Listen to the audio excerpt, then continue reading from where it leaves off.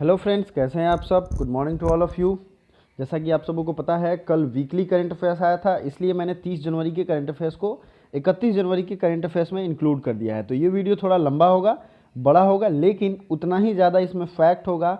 आपके रिवीजन के पॉइंट उतने ही ज़्यादा होंगे। तो ये वीडियो लास्ट तक जरूर देखिएगा, पेशेंस रखिए, क्योंकि नॉलेज पाने के लिए पेशेंस की बहुत ज़रूरत होती है और वो लाइफ के हर स्टेज में काम आता है। इस मोटिवेशन के साथ शुरू करते हैं। इसकी पीडीएफ टेलीग्राम से ले सकते हैं। साथ ही साथ टेलीग्राम पे आजकल रीजनिंग का क्विज चल रहा है। रीजनिंग के मैं बेहतरीन क्वेश्चन डालता हूं और बहुत खुशी होती है। कुछ लड़के लड़कियां हैं जो पेपर पे सॉल्व करके मुझे उसका स्क्रीनशॉट भेजते हैं उसमें, और बहुत अच्छा लगता है जब ऐसे लोग सॉल्व करके भेजते हैं। मतलब वो वाकई में मेहनत कर रहे हैं। तो आप लोग भी इस क्विज़ को ज्वाइन करिए और इंस्टाग्राम फेसबुक का लिंक है, आप कांटेक्ट कर सकते हैं। One day exam point channel को जरूर से ज़रूर सब्सक्राइब करें। डिस्क्रिप्शन में टेलीग्राम का लिंक है, वहाँ से आप जुड़ सकते हैं। अब देखिए, आर्थिक समीक्षा 2021 का विषय क्या है, ये हमारा पहला क्वेश्चन है। Theme of economic survey 2021। तो इसमें है जीवन और आजीविका की सुरक्षा। जीवन और आजीविका की सुरक्षा। अब आपके दिमाग में ये आ रहा होगा कि ये इकोनॉमिक सर्वे होता क्या है, बहुत लोग अननोन होंगे। तो मैं आपको बता दूं, भारत सरकार 1 फरवरी को बजट जारी करती है। अभी हमारी फाइनेंस मिनिस्टर कौन है? निर्मला सीतारमन। उसके पहले इकोनॉमिक सर्वे जारी किया जाता है। इकोनॉमिक सर्वे जारी करते हैं 2020-21 का। देखिए, इकोनॉमिक सर्वे जो होता है वो पिछले एक साल में देश की क्या स्थिति थी, क्या दौर से गुजरा है देश, वो दिखाता है। और बजट अगले एक साल का होता है। इस चीज़ को अलग अलग करिए प्लीज़, ये क्वेश्चन एग्जाम में पूछा गया है। इकोनॉमिक सर्वे पिछले साल का होता है, मतलब 2020 से जनवरी लास्ट तक, इसलिए इसका टाइटल क्या है 2020-21, लेकिन बजट अगले साल का होता है। पहला चीज़ क्लियर है। अब देखिए, इकोनॉमिक सर्वे में कितनी ग्रोथ रेट रही थी, कितना फर्स्ट सेक्टर का, प्राइमरी सेक्टर का विकास हुआ, सेकेंडरी सेक्टर का विकास हुआ, टर्शियरी सेक्टर का। अगर आपको नहीं पता है तो मैं बता दूं, जितनी भी एग्रीकल्चर रिलेटेड वर्क्स हैं वो प्राइमरी सेक्टर में आती हैं, एग्जाम में पूछा जाता है। मैन्युफैक्चरिंग जो है वो सेकेंडरी सेक्टर में, और टर्शियरी जो है वो सर्विस सेक्टर आता है। तो इसलिए कहता हूँ, वीडियो को लाइक कर दीजिए और रिवीजन जितना ज़्यादा हो सके उसको करते रहिए, क्योंकि यही एक ऐसा उपाय है जिससे आपका रिजल्ट होता है। पिछली बार एग्ज़ाम में आप 2020 के क्वेश्चन पेपर मैंने सॉल्व किए, देख सकते हैं। लगभग 20 तक करंट अफेयर्स पूछा गया है, 15 से 20 तक, 10 से कम तो किसी में नहीं पूछा गया है। और ये डेली रूटीन का चीज़ है, एक दिन आप करोगे नहीं हो पाएगा, ये भरोसा रखो, ठीक है। तो ये इकोनॉमिक सर्वे है। अब बजट का क्या प्रोविज़न है हमारे संविधान में? हमारे संविधान में इन सब चीज़ों के लिए प्रोविज़न है। देखिए, बजट, फाइनेंशियल बजट और एनुअल फाइनेंशियल स्टेटमेंट, ये तीनों चीज़ें एक हैं। हमारे भारतीय संविधान में आर्टिकल 112, 110, 117 मतलब क्या है कि 110 से ऊपर जितनी भी बातें की गई हैं वो बजट और उससे रिलेटेड फैक्ट्स की बात की गई हैं। लेकिन स्पेशल बजट किस आर्टिकल में है? तो एक्चुअल बजट जो है वो है 112, ठीक है। मैंने शुरू में ही बताया था, 112 आर्टिकल, अनुच्छेद, ये बजट को रिप्रेजेंट करता है। डिफिनीशन ऑफ मनी बिल, मतलब मनी बिल की परिभाषा, ये किस में है? 110 में है। ये इंपॉर्टेंट है, एग्जाम में पूछे जाते हैं पॉलिटी पॉइंट ऑफ व्यू से, तो प्लीज़ नोट कर लो। फिर अगला है 112 आपने देख लिया, 117 जरूर याद रखिएगा। 117 क्या होता है? कोई अगर लाइव देख रहा हो तो कमेंट करके हमें बताएं। बहुत लोग लाइव देख रहे हैं, मैं देख रहा हूँ।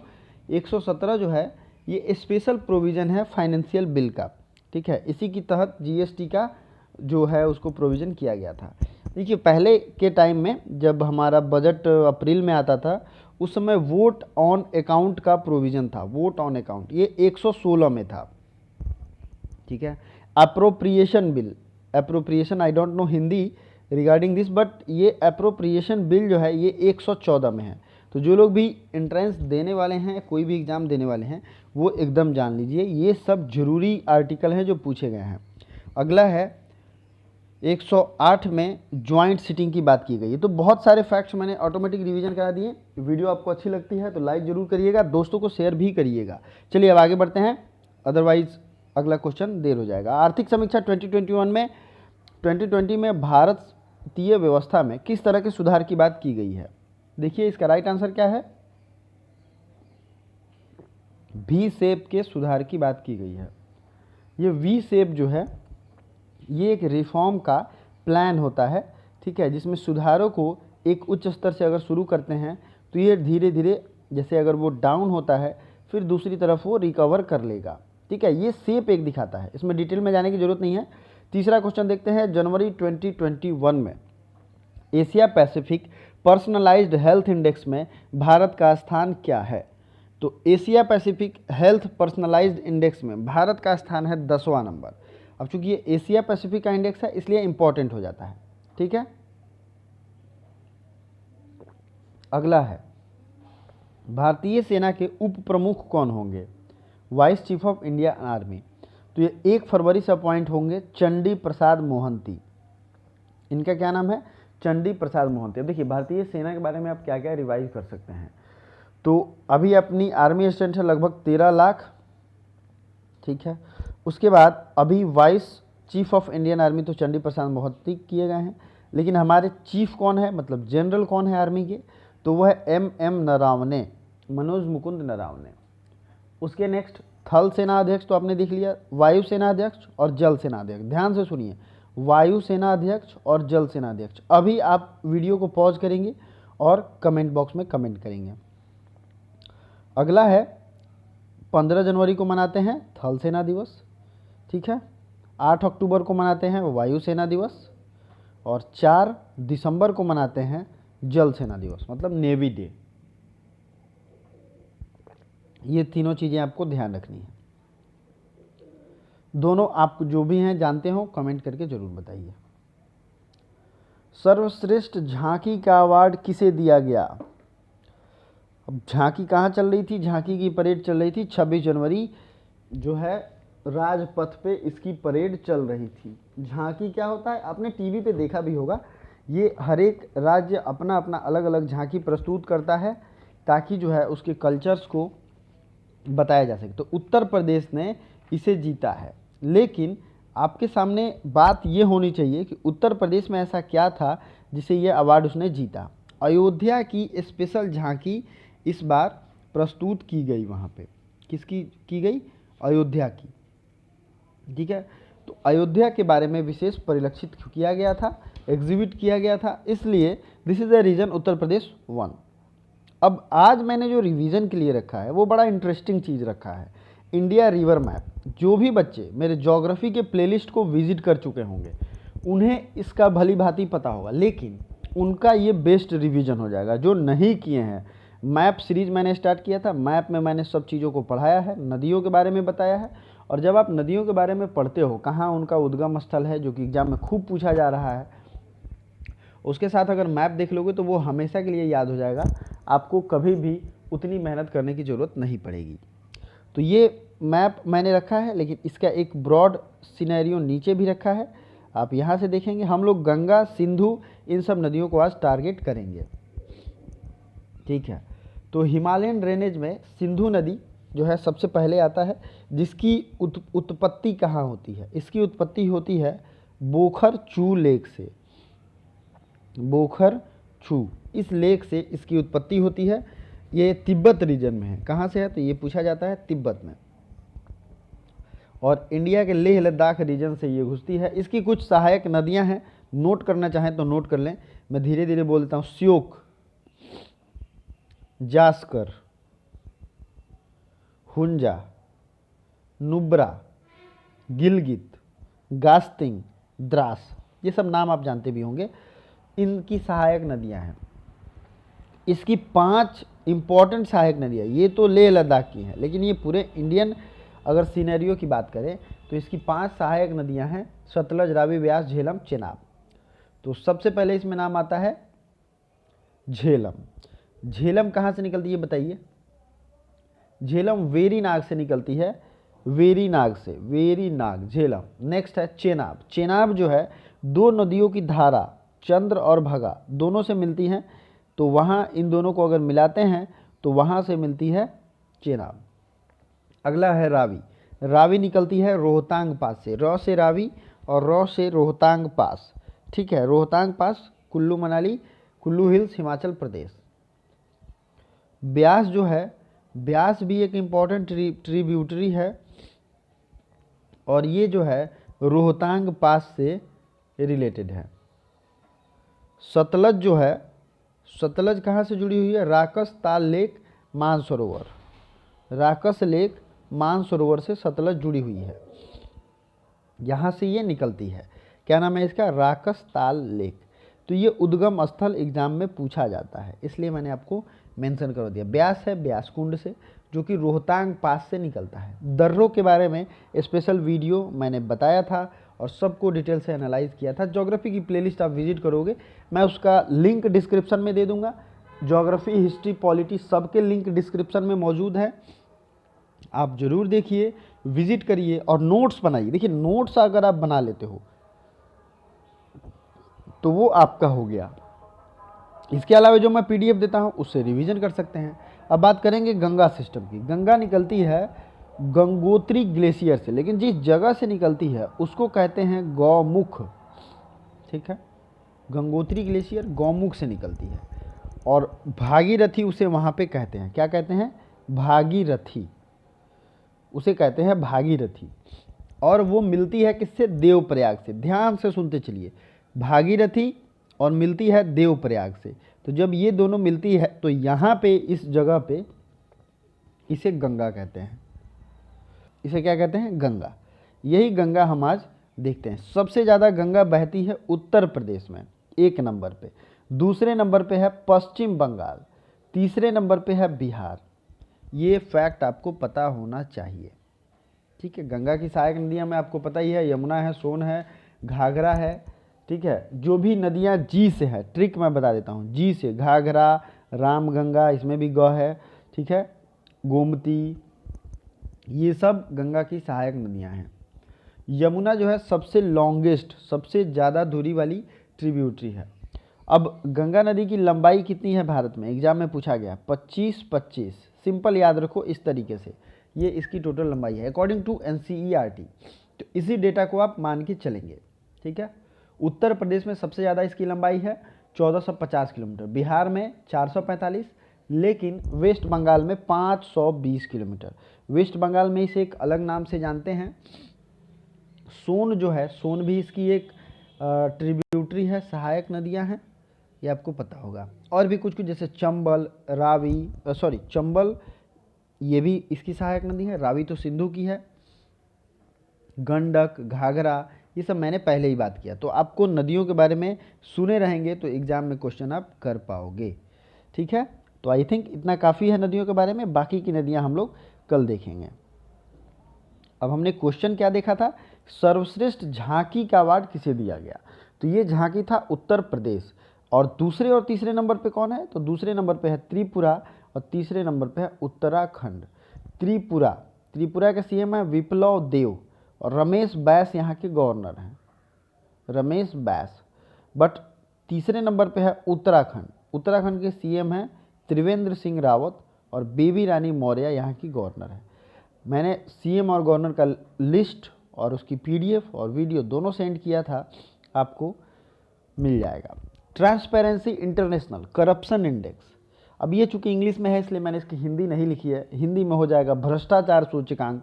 इसमें इंडिया का रैंक क्या है? तो इंडिया का रैंक आपको जरूर याद रखना है 86 है, 86 नंबर पे इंडिया इस बार चला गया है। मतलब इंडिया की जो भ्रष्टाचार की जो एक रेटिंग है वो लगातार वर्षों में गिरती रही है और वो गिर ही रही है। पहले 78 था, फिर 80 हुआ और अभी 86 हुआ, ये आपको ध्यान रखना है। इसमें टॉप किसने किया है? New Zealand and Denmark. मतलब इसमें न्यूजीलैंड और डेनमार्क में कोई करप्शन नहीं होता है। वहाँ आप कोई भी काम कराने जाओगे सरकारी ऑफिस में, हो सकता है कि आपको ऊपर से ही कुछ रुपया दे दिया जाए, ऐसा नहीं हो सकता है, मैं मजाक में कह रहा हूँ, लेकिन वहाँ पे करप्शन एकदम नहीं है। ठीक है, आप लोग समझ गए? तो चलिए आगे बढ़ते हैं। अगला है Giuseppe Conte resigned from which countries as a PM. किस देश की पीएम ने इस्तीफा दे दिया है? तो अभी इटली के ये प्रधानमंत्री थे, इन्होंने कोरोना में बहुत अच्छे से ये कंट्रोल नहीं कर पाए और बहुत सारे लोगों की जान चली गई, इसकी वजह से इन्होंने इस्तीफा दे दिया है। इटली की राजधानी क्या है? और इटली की करेंसी क्या है, बताइए। आपको मैं इटली का पहले मैप दिखाता हूँ। इटली की राजधानी है रोम और इसकी करेंसी है यूरो। ये है इटली। इसके अगल बगल में एड्रियाटिक सी है और टिरेनियन सी है, 2 सी हैं इटली के बगल में, ठीक है। और ये रहा अफ्रीका। क्या आपको पता है यूरोप और अफ्रीका को कौन सा स्ट्रेट अलग करता है? तो यहाँ पे है जिब्राल्टर स्ट्रेट। कौन सा स्ट्रेट है? Gibraltar straight. इसी तरीके से एशिया और उत्तरी अमेरिका को कौन सा स्ट्रेट जोड़ता है या अलग करता है? तो वो है, बताइए कौन सा स्ट्रेट है? Bering strait. तो ये सब ना इम्पॉर्टेंट चीज़ें हैं, आपको याद रखनी चाहिए, ठीक है। इटली हो गया। इटली की मैप आपने देख ली, एक लंबी सी पट्टी के रूप में है। कुछ दिन पहले कोर्सिका की बात हुई थी, साइप्रस की बात हुई थी, अलग अलग क्वेश्चन में। तो अब कुछ और यूरोप के बारे में जो फैक्ट हैं उनको देख लेते हैं। तो इटली का वेनिस शहर आपको याद होगा, कपड़ों के उत्पादन के लिए सबसे ज़्यादा फेमस है। इसका इटली में एक और सिटी है जिसका नाम है TURIN, ट्यूरिन। इसे डेट्रॉयट ऑफ इटली कहते हैं। डेट्रॉयट आपने जानते होंगे या नहीं जानते होंगे तो मैं बता देता हूँ। डेट्रॉयट है वो उत्तरी अमेरिका महादेश में एक ऐसा प्लेस है जहाँ पे ऑटोमोबाइल मैन्युफैक्चरिंग बहुत होती है। तो यहाँ इटली में ऑटोमोबाइल मैन्युफैक्चरिंग होती है ट्यूरिन में, ठीक है। तो इसे कहते हैं डेट्रॉयट ऑफ इटली। उसी तरीके से मैनचेस्टर इंग्लैंड में है जहाँ पे सबसे ज़्यादा कपड़ों का उत्पादन होता है। तो मैनचेस्टर ऑफ इंडिया किसे कहते हैं? सूरत को, अहमदाबाद को। यहाँ सबसे ज़्यादा सूती वस्त्र के कपड़े उत्पादित किए जाते हैं। तो मैनचेस्टर ऑफ इंडिया है सूरत। उसी तरीके से मैनचेस्टर ऑफ इटली है मिलान, इसका नाम है मिलान, इंग्लिश में MILAN, ठीक है। ये आपको याद रखना है। तो चलिए अब आगे बढ़ते हैं। कुछ और चीज़ें हैं यूरोप के बारे में जो अगले सेक्शन में हम लोग रिवीजन करते चलेंगे। भारत ने अपने मित्र देशों के लिए कोविड-19 टीके प्रदान के लिए कौन सी पहल शुरू की है? ये पहल है वैक्सीन मैत्री। क्या नाम है इसका? वैक्सीन मैत्री। और अंतर्राष्ट्रीय मुद्रा कोष के अनुसार वित्त वर्ष 2022 में भारत की आर्थिक वृद्धि दर कितनी हो सकती है? IMF इंटरनेशनल मॉनेटरी फंड के हिसाब से ये बताना है 11.5%, क्योंकि इंडिया अब रिकवर कर रहा है पोस्ट वैक्सीनाइजेशन पीरियड में, जब वैक्सीन पड़ रहा है। और वैक्सीन चूँकि मैंने ले लिया है तो मैं बता रहा हूँ कोई किसी तरीके का कोई साइड इफेक्ट नहीं है, आप बेफिक्र होकर ले सकते हैं जब भी आपका नंबर आए। तो उस पीरियड में इकोनॉमी में उछाल आएगा, सुधार भी होगा। एकीकृत हथियार प्रणाली डिज़ाइन केंद्र, integrated weapon system design centre, ये कहाँ खुला है? ये खुला है हैदराबाद में। हैदराबाद किस शहर के किनारे है, किस नदी के किनारे है? मूसी नदी के किनारे। और इसी हैदराबाद में एक चार मीनार है जिसे कुली कुतुब शाह ने बनवाया था। किसने बनवाया था? कुली कुतुब शाह ने। और इस कुली कुतुब शाह ने क्यों बनवाया था? क्योंकि वहाँ पे प्लेग फैला था और उसने ये मन्नत मांगी थी कि प्लेग खत्म हो जाएगा तो मैं एक चार मीनार बनवाऊंगा, ठीक है। तो ये तो हो गया आपने। अब इस यहाँ पे मैंने क्वेश्चन में कुछ रखा है इंडियन पासेस, तो देख सकते हैं जोजिला पास, बुर्जिला पास, पीर पंजाल और बनिहाल पास, ये सब हैं जम्मू कश्मीर में। उत्तराखंड में कौन कौन सा है? थांगला, मान, नीति, ठीक है, और लिपुलेख, ये तीनों हैं, चारों पांचों हैं उत्तराखंड में। देखते चलिए, यहाँ बहुत ही अच्छे से इमेज से बनाया गया है इसलिए ये जरूरी है। नाथुला पास और जलेपला, ये दोनों है सिक्किम में, जो कि एग्जाम में नाथुला बहुत बार पूछा गया है। अब आते हैं बोमडिल्ला। बोमडिल्ला कहाँ है? अरुणाचल प्रदेश में। फुंगसू पास भी है अरुणाचल प्रदेश में। ये तो हो गया पर्वत पहाड़ी बात। अब थाल घाट और भोर घाट, दो घाट कहाँ था? मैंने पहले ही बताया, दोनों है महाराष्ट्र में। केरला में बस एक घाट है पाल घाट, जो कि केरल को कर्नाटक से जोड़ देता है, वेस्टर्न घाट का इलाका है, ठीक है। वेस्टर्न घाट आप समझ रहे हैं, जो पश्चिमी घाट है उसकी बात मैं कर रहा हूँ। तो ये तब रिवीजन करते रहने से बहुत बेस्ट आपको बेनिफिट मिलेगा। ब्रांड फाइनेंस के अनुसार सबसे मूल्यवान आईटी कंपनी कौन है? तो ये कंपनी है एक्सचेंजर। चलिए, ये ब्रांड फाइनेंस का सर्वे है। अगला है भारतीय रेलवे द्वारा चलाई गई अब तक की सबसे लंबी train, longest train ever in India named, तो इसका नाम है वासुकी। क्या नाम है? वासुकी। स्वामीनाथन जानकी रमन और अश्विनी कुमार तिवारी को किस बैंक का नया प्रबंध निदेशक नियुक्त किया गया है? तो ये नाम आप दोनों देख लीजिए, ये हैं भारतीय स्टेट बैंक के एमडी। अगला है महात्मा गांधी की शहीद दिवस कब मनाते हैं? ये मनाते हैं 30 जनवरी को। दोस्तों जनवरी माह के सारे इंपॉर्टेंट डेज की वीडियो आ चुकी है, पहले ही मैंने लिंक भी शेयर किया था टेलीग्राम में। और आपको ये वीडियो पॉज करने के बाद जनवरी में जितने भी दिवस हैं, जितने ही आपको याद हैं, सबको लाइन से कमेंट बॉक्स में कमेंट करिए। कजाकिस्तान में भारत के नए राजदूत कौन बने हैं? शुभदर्शना त्रिपाठी। क्या नाम है इनका? शुभदर्शना त्रिपाठी। किस देश के बासमती चावल को जीआई टैग दिया गया है? पाकिस्तान के बासमती चावल को जीआई टैग दिया। ये क्वेश्चन इसलिए जरूरी है कि भारत के बासमती चावल को भी दिया गया है, तो ये पाकिस्तान को भी मिला है, इसलिए ये जरूरी है। जीआई मतलब geographical indication. Bharat Japan act east forum का 5वीं संयुक्त बैठक कहाँ संपन्न हुई? ऐसी बैठक जनरली नई दिल्ली में होती है। एक्ट ईस्ट फोरम एक एक्ट ईस्ट एशिया पॉलिसी का एक पार्ट है। एक्ट ईस्ट एशिया पॉलिसी जब आप लोग और पढ़ोगे डिटेल में इंटरनेशनल रिलेशन, तो वहाँ पे ये मिलेगा। स्कूल ऑफ पब्लिक हेल्थ का शुभारंभ कहाँ किया गया? स्कूल ऑफ पब्लिक हेल्थ, इसका शुभारंभ किया गया राजस्थान में। किसने किसानों के लिए कृषि सखा ऐप लॉन्च किया है? भारतीय अक्सा जनरल इंश्योरेंस ने ये लॉन्च किया है। भारत किस देश को कोविड-19 के 10 मिलियन टीके देगा? तो ये अफ्रीका को देगा। बताया था मैंने ऊपर ही, वैक्सीन मैत्री नाम की एक पहल चल रही है जिसमें भारत सबको फ्री में टीके प्रोवाइड कर रहा है, जितने भी इसके मित्र देश हैं। सबसे तेज 1 मिलियन टीकाकरण करने वाला विश्व का पहला देश, तो ये भारत ही बन गया है। और मिस्र में भारत का राजदूत किसे नियुक्त किया गया? अजीत विनायक गुप्ते। क्या आपको कोरोना से रिलेटेड एक वीडियो चाहिए जिसमें सारा कोरोना का फैक्ट अगर आप भूल गए हो तो याद दिला दिया जाएगा? चाहिए तो कमेंट बॉक्स में ज़रूर कमेंट करें, और ये भी कमेंट करें कि वायुसेना चीफ और एडमिरल का नाम क्या है। Thank you so much.